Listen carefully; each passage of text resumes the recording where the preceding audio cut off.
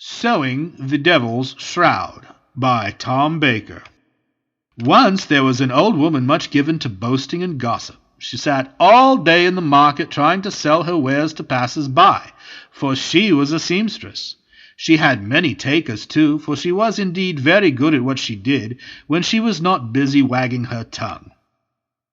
One fine day a tall, handsome stranger happened by, and seeing the old woman at her place in the market, approached her, saying, "I have heard it said here and about that you are the finest seamstress in all the land, and that you can do any job anyone sees fit to hire you for. Is there any truth to this?" And the old woman, full of pride and not a little foolhardy bravery, said, "Oh, indeed, sir, I am the finest seamstress in all the land. Why, there is none finer than me. I work diligently sun up to sunset, and the clothes and curtains and other fine things I turn out always fetch type price. Why, I fancy I could please the devil himself if given half the chance." At this the man laughed gleefully, his strange dark eyes turning black inside his pale skull-like face. He said, "Well, it appears you are going to get the chance to prove what you've just said. You see, I'm the devil." And at this the entire marketplace was shrouded in shadow, and the old woman, suddenly not so brave, took to a fit of trembling. She stammered, "But what dost thou want from me, O son of iniquity? I am but a poor humble seamstress in a small market town." And the devil laughed again, nodding his head, saying, "A seamstress thou art, but humble? Methinks not. Ah, well, Madame Seamstress, we have a little chore for you, to test the truth of your own boastful claims. If you succeed, riches and a long life are ahead of you. But if you fail, I shall take your immortal soul." And the old woman, confused as to what to do, and not a little awestruck by her famous visitor, said, "What, O prince of evil, wilt thou ask of me?" At this the devil said, "Ah, it is simplicity itself. I want you to sew for me a shroud, a burial shroud, and it must be the most excellent burial shroud ever conceived. Sound like a bargain?" And the old woman, who had sewed many a burial shroud in her time, and who, at any rate, was so full of herself she couldn't possibly refuse a challenge, said, "Why, all I have to do is sew a burial shroud, and I might attain all the riches I want, and a long life to boot. Why, I think you have yourself a bargain, O dark prince of the underworld." And the devil smiled, put out his long talon-like fingers, his nails were razor-sharp, and shook the old woman's hand. Then, pulling at his beard and laughing to himself, he said, "There is, however, just one catch. This burial shroud, you see, is to be the biggest, grandest, most incredible burial shroud ever sewn together by human hands. It will be long enough to bury everyone ever killed in any war or famine. So you must sew without ceasing every day and every night for 40 days and nights." And the old woman, now realizing just what she had agreed to, threw up her hands in horror and implored, "O fallen one, I beseech thee, release me from this unworthy task, for it is not in my meagre power to accomplish it." But the devil would not relent, and stamping one foot in the dirt, said, "Quiet, thou fool! A bargain is a bargain. I will return in 40 days' time, and if thou hast not woven for me the most magnificent of all burial shrouds, I will take thy soul with me to hell, forever and ever." And then the devil disappeared in a puff of smoke and a strong whiff of rotten eggs. The old woman was left weeping and moaning in despair, but, seeing no way out of her predicament, went immediately to a little hovel and began to sew, and sew, and sew. It was not long, however, before she began to feel very sleepy. Of course she knew she could not stop sewing the devil's shroud, so she kept going, keeping her eyelids open with toothpicks. Suddenly she conceived of an idea. "I know! I shall get one of the neighbor children to come in and sew for me, and I will use the time to get some rest and sleep. And when I awake I will be able to begin sewing where I have left off." So with both of her hands still busy, she leaned her old grey head out the window, and, seeing a fat little boy walking across the weed-choked yard for a short-cut, she called, "Oh, little boy, come and help your old mamma sew this immense burial shroud, for if you do so, there is surely a cloppin' in it for you." And upon hearing this, and imagining all the candy he could buy with his single clopen, the little boy came inside the hovel, and straightway began to sew the shroud in the old woman's place. And the old woman was so tired she fell immediately to sleep, and the poor little boy was tasked to weave day and night, and not stop while the old woman slept. The old woman had warned the boy, "You must sew and sew this shroud while I get some sleep, and you must not stop for anything, lest the devil come and take thy soul to hell." And the little boy, suddenly terrified, did as he was told. Soon, though, tired and in tears, the little boy summoned his courage and roused the old woman from her deep slumber. In a torrent of tears he exclaimed, "Oh, missus, I am so tired, and my little fingers are so sore. Couldst thou not rouse thyself from thy slumber, and take my place here, sewing and sewing this accursed burial shroud?" At hearing this, and being roused, the old woman grew exceedingly wroth, and, without thinking, smote the little child upon the head, whereupon he fell into the great folds of the shroud. The old woman was horrified, but not for a moment daring to cease the sewing of the shroud, straightway sewed the corpse of the little boy into the folds of the shroud, like a fly caught in the web of a great spider, and she began again to sew. Soon she was again very tired, though, but she thought to herself, "I know, I shall get one of the neighbor children to come in and help sew, while I rest. I have done it before, and I can do so again." And so she did.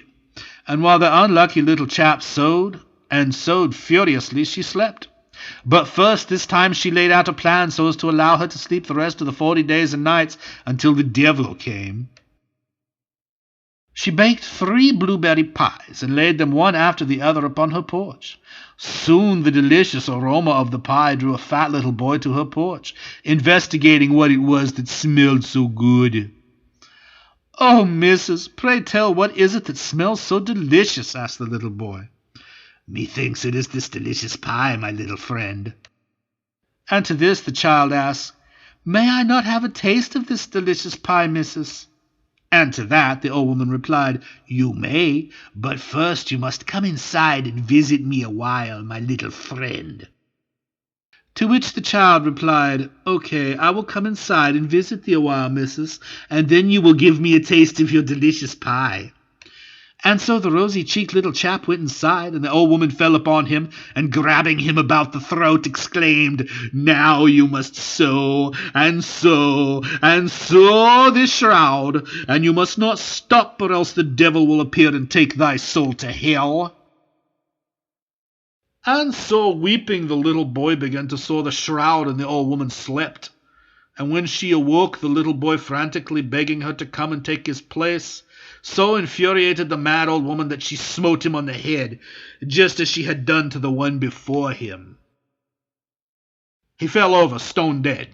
She was not at all concerned this time, however, for she simply began to sew him into the shroud, as she had done previously, and in no time his little body was hidden in the massive folds. She smiled to herself, a hideous sight to behold, and carefully laid out the other 2 pies, in no time attracting more children to put to work sewing the shroud.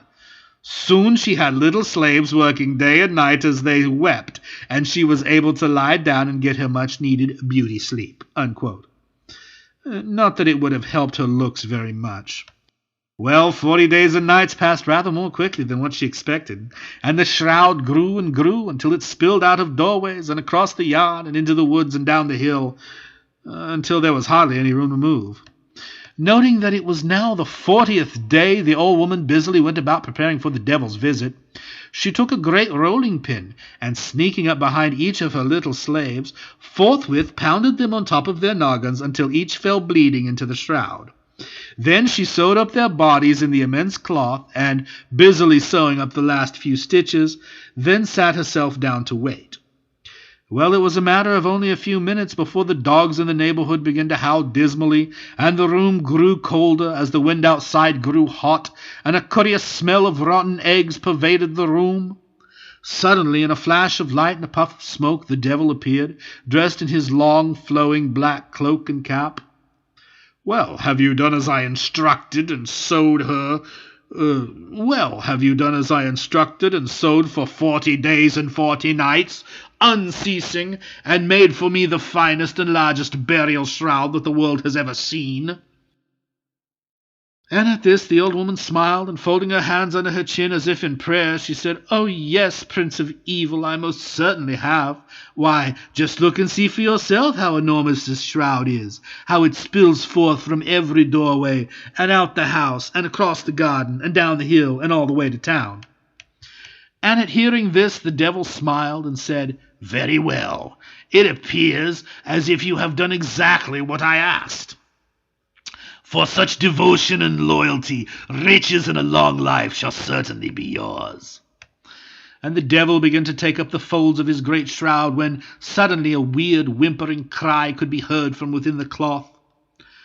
It was one of the children. The old woman had thought she had brained them all, but she was mistaken. One was still alive and had woken up, sewed tight into the shroud. It took only a bare minute for the devil to realize what she had done. He howled in a terrific rage, his face growing dark. "Accursed fool! You tried to trick me into thinking you had sewn the shroud by yourself, when, in reality, you kept these children your prisoner and made them do it for you, and then murdered them to boot." And though the old woman tried to deny it, she knew she was done for. "Fool! Do you know that you cannot trick the devil?" He raged and stamped his foot, and outside the dogs sent up a torrent of howls, and birds dropped dead from the sky, and huge blasts of rotten egg stink blew in with the wind. He then calmed himself and said, "For your cowardly, dishonest act you shall pay with your immortal soul, and worse. Now prepare thyself for unending pain." And with that he took immense sewing needles and jammed them in the old woman's eyes, and jammed more into her fingers. He then produced 2 iron boots, red hot, and put them on her feet, so that the pain was incredible. Then, gathering up his shroud and his captive, he set the old woman's hut alight with a snap of his fingers, and disappeared back to hell, where he and the old woman are down to present times. And the moral of this story could be, watch out what you boast about, or put your money where your mouth is. Or, if you want to consider it from the viewpoint of the children, lured by the promise of a clopen and blueberry pie, it might be, never look a gift horse in the mouth. Or, there's no such thing as a free lunch. Or, taken from the perspective of the devil, it might be, never trust a braggart. Or, always be wary when people make fantastic claims about themselves. Unquote. Or you might think of another moral for our little tale. We simply wanted to tell the tale. Really, can you think of what it all might really mean?